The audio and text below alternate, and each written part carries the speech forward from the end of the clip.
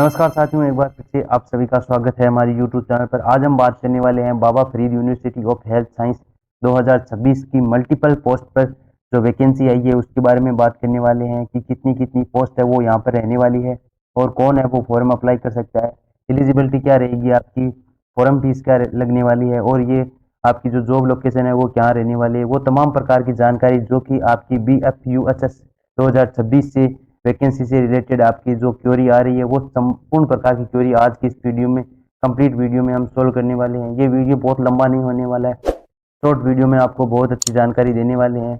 और मैं आपको बता दूं, अगर आपको किसी भी नर्सिंग एग्जाम के लिए पल पल की खबर चाहिए तो आप हमारे टेलीग्राम चैनल पर जुड़ सकते हो, जिसका लिंक हमारे इस वीडियो के डिस्क्रिप्शन में दे रखा है। तो यहाँ पर सबसे पहले हम जान देखते हैं कि बाबा फरीद यूनिवर्सिटी से जो आपकी जो वैकेंसी आई है उसकी जो फॉर्म है वो कब से स्टार्ट होगी। तो फॉर्म आपके जो स्टार्ट है वो हो चुके हैं। आपकी फॉर्म है वो भरना आपके 27 तारीख से लेके आपकी 17/5/2026 तक आपकी फॉर्म है वो अप्लाई किए जाएंगे। तो आप अपना जल्दी से जल्दी अपना फॉर्म है वो अप्लाई यहाँ पर करवा लेना।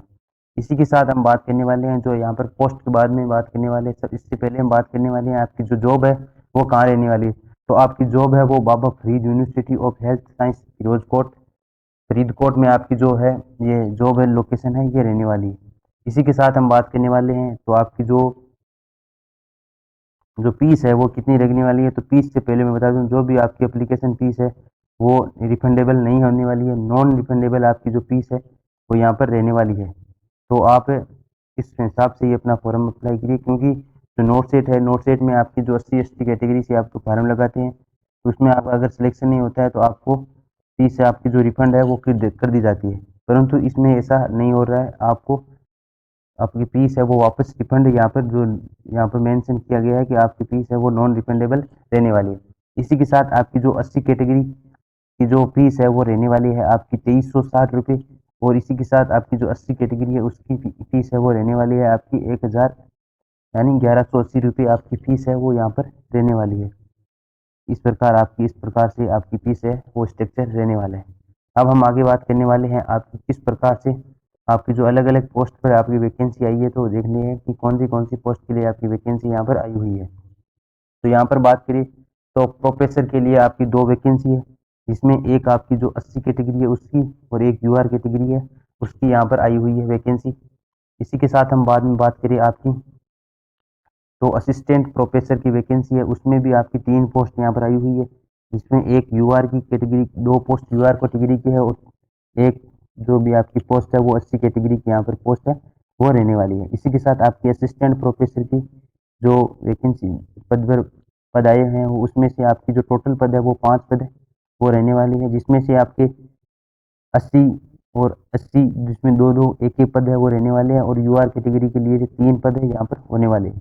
इसी के साथ ट्यूटर और डेमोन्स्ट्रेशन नर्सिंग के लिए आपके 7 टोटल पद आए हुए हैं, जिसमें UR कैटेगरी के लिए 2, 80 कैटेगरी के लिए 1, BC कैटेगरी के लिए 1 और PC आपकी PH कैटेगरी के लिए 3 है वो पोस्ट यहाँ पर रहने वाली है। तो ये हमने आपकी बात कर ली फीस स्ट्रक्चर और आपकी जॉब लोकेशन क्या रहने वाली है और कब से आपके फॉर्म स्टार्ट हो चुके हैं और आपकी कौन सी पोस्टेज है वो रहने वाली है।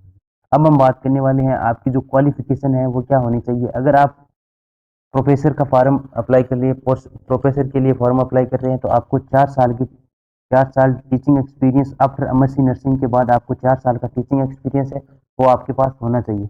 इसी के साथ अगर आपको एसोसिएटेड प्रोफेसर के रूप में या असिस्टेंट प्रोफेसर के रूप में अपना फॉर्म अप्लाई कर रहे हैं तो आपको 5 year teaching experience after MSc nursing के बाद आपका जो एक्सपीरियंस है ये होना चाहिए, तभी आप फॉर्म अप्लाई कर सकते हो। इसी के साथ आपके असिस्टेंट प्रोफेसर के लिए आपकी 3 year teaching experience MSc nursing के बाद आपका होना चाहिए। इसी के साथ आपकी अगर PhD कर रखी है तो उसमें पहले प्रीफर है वो दी जाएगी वो। इसी के साथ आपकी जो ट्यूटर और डेमोन्स्ट्रेशन की वैकेंसी है उसके लिए आपकी MSc नर्सिंग है वो की होनी चाहिए। तो यानी बड़ी बड़ी बात है यही है कि अगर आपके पास जो भी MSc कर रखी है तो आप ही अपना ये फॉर्म है वो अप्लाई कर सकते हो। अब हम बात करने वाले हैं आगे की तरफ कि कौन सी जो एज लिमिट है किस किस पोस्ट के लिए एज लिमिट यहाँ पर क्या क्या रहने वाली है। तो यहाँ पर हम एज लिमिट के बारे में देखें तो एक बार आप एज लिमिट के बारे में देख सकते हो कि क्या क्या एज लिमिट है वो यहाँ पर रहने वाली है। तो यहाँ पर अगर आप फॉर्म है वो अप्लाई करा रहे हो, तो प्रोफेसर के लिए तो आपको आपकी जो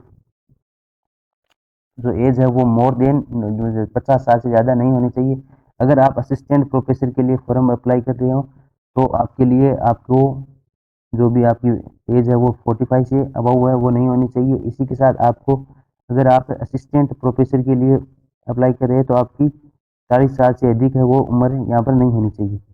यहाँ पर जो उम्र के बारे में हमने जो एज के बारे में वो हमने यहाँ पर बात कर रखी है, तो आप यहाँ पर देख सकते हो।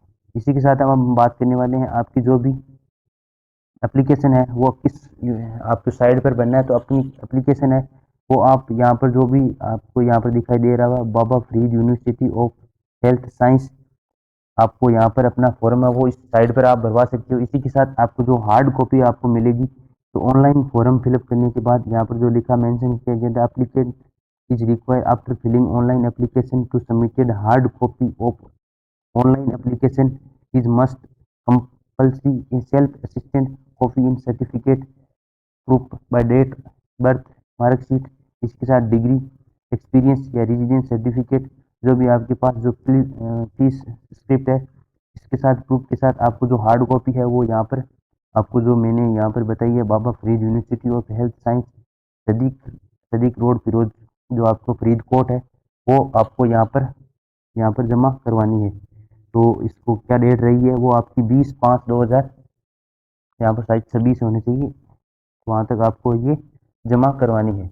इसी के साथ आपको एक नीचे और पॉइंट रखा गया है कि this candidate should be registered with Punjab nursing registration counselling से आपको रजिस्टर होना ज़रूरी है, वो यहाँ पर अनिवार्य माना गया है। तो ये थी Baba Farid university of health sciences की तरफ से जो वैकेंसी आई है उसके बारे में कंप्लीट वीडियो।